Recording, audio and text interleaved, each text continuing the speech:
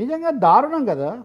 రామరాజ్యం పేరుతో లేకపోతే అన్య మతాలు అది ఇది ఇందాక మనం చర్చించింది అది కథ.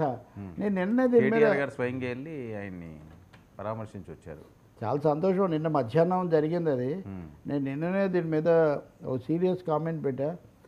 రామరాజ్యం పేరుతో దౌర్జన్యం ఏంటని. ఇతర మతాలను ద్వేషించేటటువంటి లక్షణం ఒకసారి అలవాటు పడితే అది ఇతర మతాల మీదే కాదు, స్వమతం మీద, అది పాయింట్, సొంత మతం మీద కూడా దాడికి తెగబడుతుంది అంటానికి చాలా ఉదాహరణలు ఉన్నాయి. ఎందుకంటే ద్వేషం యొక్క లక్షణం అది. హైదరాబాద్ చుట్టుపక్కల మరి ముఖ్యంగా ఇప్పుడు చిలుకూరు బాలాజీ గుడి చాలా ఫేమస్, అందరూ అక్కడికి వెళ్తారు. దాదాపు నిన్న కూడా ఒక పత్రికలో రాస్తున్నారు వీసా దేవుడు అంటారు. నేను అలా ఏమనను, అక్కడికి వెళ్తే అది వస్తుందని నమ్మొచ్చు అని. ఎవరైనా భక్తులు తమ కోరిక, తమ తక్షణ కోరిక వీసా అయినప్పుడు అది రావాలని దేవుడిని కోరుకుంటే అది వస్తుంది అనుకోవడం తప్పలేదు కదా. నేను ఒకసారి చిలుకూరు గుడికి వెళ్ళి చూడడానికి వెళ్ళినప్పుడు ఇలా అంటుంటారు అంటే ఆ స్వామి ఈయనే అనుకుంటా, రంగరాజ్యనే. అక్కడ ఉన్న వాళ్ళందరినీ అడిగాడు అనమాట, ఊరికే అలా అంటుంటారండి, ఏమండి మీరు ఎంతమంది దీనికోసం వచ్చారు, ఎంతమంది వీసా కోసం వచ్చారు, చేతులు ఎత్తండి అని అడిగారు. అక్కడ ఉన్నటువంటి వాళ్ళందరూ చేతులు ఎత్తిన వాళ్ళు కొద్దిమంది చూడండి ఇంతమందిలో ఇంతమంది ఎత్తారు, ఇది నిజం కాదు అనేది చెప్పారు. ఎనివే ఇప్పుడు ఆ వృద్ధుడు సౌందరరాజను ఆ గదిలో ఆయన 10 మంది చుట్టుముట్టి రామరాజ్యం ఏంటి, రామరాజ్యం పేరుతో రావణ వేషాలు ఏంటండి ఇక్కడ. మళ్ళీ రావణుడు అంటే మళ్ళీ సామాజికనే అదొక చర్చ ఉందనుకోండి, దాంట్లోకి నేను ఇప్పుడు పోను. మీరు రామరాజ్యం అనుకుంటూ ఈయన ఎలా పూజ చేయాలో వాడు చెప్తాడంట. ఆ వచ్చిన వాళ్ళ యొక్క గోత్రం తెలుసుకోవాలంట, వైశ్యులు అంటే ఒక విధంగా వ్యవహరించాలంట, క్షత్రియులైన వాళ్ళనేమో ఐడెంటిఫై చేసి గుర్తించి వాళ్ళని రామరాజ్యం స్థాపించినటువంటి రాఘవరెడ్డి గారి సేనలో చేర్చాలంట. ఇంకా మూడోది కొంత సహాయం చేయాలంట. ఏం మాటలండి ఆయన ఒక పద్యాలు ఏముంది, 10 పద్యాలు నేను కూడా చెప్తా. పద్యాలు శ్లోకాలు చెప్పేసి ఇంకా మేమే సనాతన ధర్మము, మేమే హిందూ మతము, మేమే రామరాజ్యం అంటే, రామరాజ్యం అయితే ఇలా చేయమని ఏ రాముడు చెప్పడు, ఏ కృష్ణుడు చెప్పడు, ఎవ్వరు కూడా చెప్పడు. ఇది అప్రజాస్వామికం, దారుణం. అలాగే సనాతన ధర్మం అనే పేరుతో ఇలాంటి వాటిని అదే పనిగా ప్రోత్సహించి, ఎందుకంటే ఇది ఛానల్ ఉంది ఈ పెద్ద మనిషికి, ఎంతసేపటికి అక్కడికి వచ్చిన వాళ్ళ ప్రవర అంటారే, ఇది అంటుంటారు కదా, జంబూ ద్వీపే భారతవర్షే భారతఖండే కృష్ణా గోదావరి మధ్యప్రదేశ్ శ్రీశైల క్షేత్రం ఏదో ఇట్లాంటి రకరకాలుగా, ఆ తర్వాత ఫలానా వంశీ ఇవన్నీ. కాబట్టి అలా చెప్పేటప్పుడు అంటే వాళ్ళ కులం చాలా ఇంపార్టెంట్ అంట. అంటే కుల వ్యవస్థను తీసుకొని వచ్చే ఒక పెద్ద ప్రయత్నం అనేది. రెండవది మేము మాట వినకపోతే కొడతారా.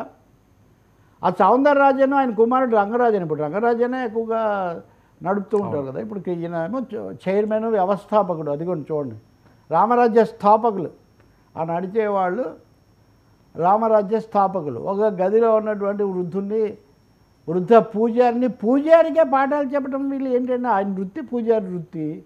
అదిగోండి ఎంత ప్రాధాయపడుతున్నాడు ఆయన. మీకు చూపిస్తే ఎందుకని నేను చూపించట్లేదు. పూజ ఎలా చేయాలో కనీసం 4 పెట్టారు. ఎంత దారుణం అండి ఇది. నా ప్రశ్న ఏంటంటే వర్మ, నిన్న నేను పెట్టిన తర్వాత నాకు కింద కొంతమంది కామెంట్స్ పెట్టారు, మేము సనాతన ధర్మం కోసము, మతం కోసము, లేదా ఇంకో రామరాజ్యం కోసము, అయోధ్య కోసం ఉన్నామనేవాళ్ళు నిన్న మధ్యాహ్నం ఈ ఘటన జరిగితే నిన్న రాత్రి వరకు ఎందుకు ఆయనకు రక్షణగా వెళ్ళలేదు, ఎవరు ఎందుకు ఖండించలేదు. నేను ఇలా అంటే లేదు ఖండించారు. ఎవరు ఖండించారు? మీరు అంతకుముందు కొన్ని మతపరమైన ఘటనలు జరిగినప్పుడు ఎంత తీవ్రంగా ఖండించి ఉద్రిక్తత ఏర్పడింది కదా. ఇప్పుడు ఉద్రిక్తత వద్దు, కానీ ఇప్పుడు మీరు చెప్తున్నారు కేటీఆర్ ఇప్పుడు వెళ్ళారని. కనీసం మరి అసలు హిందుత్వ రక్షకులు వేరు కదా. మీకు మనకు ఆ ఫోటో చూపించే భాగ్యం ఎందుకు కలగలేదు? అంటే సౌందరరాజన్కు, రంగరాజన్కు సంఘీభావంగా వీళ్ళందరూ ఎందుకు వెళ్ళటం లేదు? మూడోది రామరాజ్యానికి ఒక వెబ్సైట్ పెట్టుకొని మేము రక్షకులం అంటే ఎలా కుదురుతుంది? కాబట్టి మతతత్వం ముదురుతుంది. నేను ఇప్పుడే మీకు ఇంకొక ముఖ్యమైన వార్త కూడా చెప్తున్నాను. కొద్ది రోజుల కిందట హైదరాబాద్ బుక్ ఫెస్టివల్లో వేణుగోపాల్ అనే మన పాత్రికేయ మిత్రుడు తిరుపతి చరిత్రకు సంబంధించి ఒక ప్రాచీన గ్రంథం అమ్ముతుంటే అతని మీద వెళ్ళి దాడి చేశారు. ఆ తర్వాత హైదరాబాద్ చుట్టుపక్కల ఉన్నటువంటి స్కూళ్ళల్లో 2 దళిత ఉపాధ్యాయులు, ఒక అతని ప్రిన్సిపాల్ ఆయన మీద దాడి చేశారు. ఇలా కాదు అలా చెప్తున్నావు, నువ్వు అవమానిస్తున్నావు అని. మొన్న నేను నెల్లూరు వెళ్ళినప్పుడు నెల్లూరులో బుక్ ఫెయిర్ జరుగుతుంది. అక్కడ కూడా సనాతన ధర్మం అంటే ఏమిటి అని ఒక 2 పుస్తకాలు మేము ఆవిష్కరించాం. ఒకటి ఎంవిఎస్ శర్మ, ఇంకోటి ప్రొఫెసర్ శ్రీకృష్ణ మాలి అని. అది మేము ఆవిష్కరించి సభ జరుగుతుండగానే ఒక అబ్బాయి వచ్చి తగాదా పెట్టుకున్నాడు. మేము ఎవరి జోలికి పోలేదు, ఎవరిని అనలేదు. సనాతన ధర్మం అంటే ఇలా ఉంటుంది, ధర్మం వేరు మతం వేరు, సర్వధర్మాన్ని పరిత్యజ్య మామేకం శరణం ప్రజ అన్నాడు కృష్ణుడు. సర్వధర్మం పరిత్యజ్య అన్న ఏం చెప్తారు చెప్పండి? ధర్మం అంటే ఏంటి, మతం అంటే ఏంటి, ఇవన్నీ అనేవాడు. కృష్ణుడు ఏమన్నాడు? అన్ని ధర్మాలు పరిత్యజించి నా మీదే ఉంచమన్నాడు. ఆయన మతం పేరు చెప్పలేదు, ఆయన ఇంకొకటి చెప్పలేదు. నేను అంటుంది ఏంటంటే ఆయన మీద దాడి చేశారు. తాజాగా మీకు చెప్తున్నాను, తిరుపతిలో పదే తిరుపతి గురించి చర్చిస్తున్నాం కదా, తిరుపతి బుక్ ఫెస్టివల్లో ఎమోస్కో వాళ్ళు యార్లగడ్డ లక్ష్మీప్రసాద్ రాసిన ద్రౌపది అనే పుస్తకం వేశారు. ఆ పుస్తకం కూడా వివాదాస్పదం. ఏది పడితే అది మనకు నచ్చనివన్నీ వివాదాస్పదం. ఆ బుక్ అమ్ముతుంటే ఇది ఎప్పుడో వచ్చి 15 ఏళ్ళైంది, వారు 20 ఏళ్ళైంది. ఆ బుక్ అమ్మకూడదని అక్కడికి వెళ్ళి దాడి. అంటే పూజారుల మీద దాడి, పుస్తకాల మీద దాడి. ఇదెక్కడ హిందూ మతము, ఇదెక్కడ హిందుత్వము, ఇదెక్కడ సనాతనత్వం అండి? నా ఉద్దేశంలో పవన్ కళ్యాణ్ లాంటి వాళ్ళు తక్షణం దీన్ని ఖండించాలి. పవన్ కళ్యాణే హైదరాబాద్ బుక్ ఫెస్టివల్ ప్రారంభించారు. రంగరాజన్ దాడిని అయితే పవన్ కళ్యాణ్ గారు ఖండించారు. నేను అంటున్నా దాని సూత్రాలు. ఇప్పుడు బుక్స్ అంటే ఇష్టం కదా.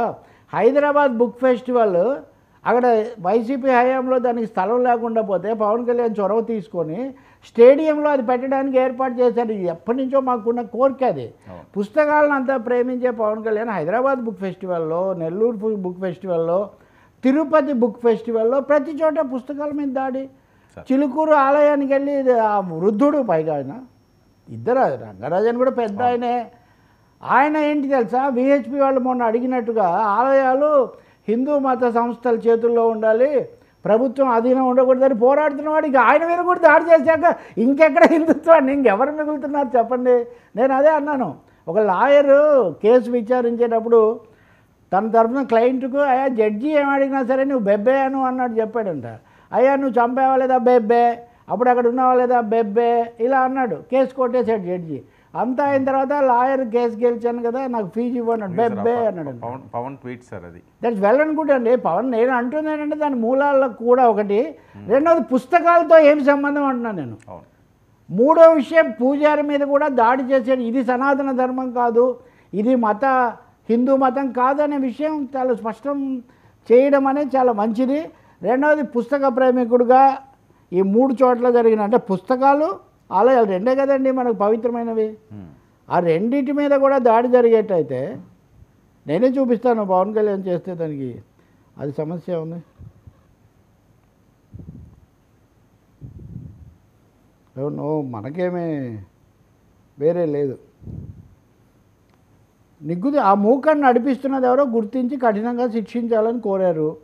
సనాతన ధర్మ పరిరక్షణ కోసం విలువైన సూచనలు రంగనాథానికి అందించారని చెప్పారు. నేనంటుంది అదే, మరి వచ్చిన వాళ్ళు కూడా రామరాజ్యం అనే పేరుతోనే వచ్చారు, వాళ్ళు కూడా శ్లోకాలు చెప్పారంటే ఎలాంటి శక్తులు దీని పేరుతో చెలరేగిపోతున్నాయనే విషయం గుర్తించాల్సిన అవసరం మటుకు ఉంది. పైగా ఆయన ఆదేశించారు, నిన్నటిదాకా అదేమీ జరగలేదు. రామరాజ్యం అనే కాదని చెప్పడానికి ఏముంది, మీకు కావాలంటే నేను అది ఆ సైట్ కూడా చూపిస్తాను ఇందులో.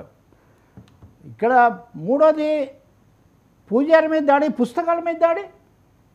పూజారుల మీద పుస్తకాల మీద దాడి చేయడం ఎలాంటి మతము లేకపోతే ఎలాంటి ధర్మం అండి? కాబట్టి చాలా తీవ్రమైన హెచ్చరిక. నేను అంటుంది ఒకటే, ఒకసారి మతపరమైనటువంటి ఛాందసము తలకెక్కితే అది ఇతరుల మీదే కాదు మన మీద కూడా పడుతుంది అనే అంశాన్ని అందరూ కూడా గుర్తించారు. ఒక మతం కాదు, ఇతర మతాలు, అది ముస్లిం మతం కావచ్చు, క్రైస్తవ మతం కావచ్చు,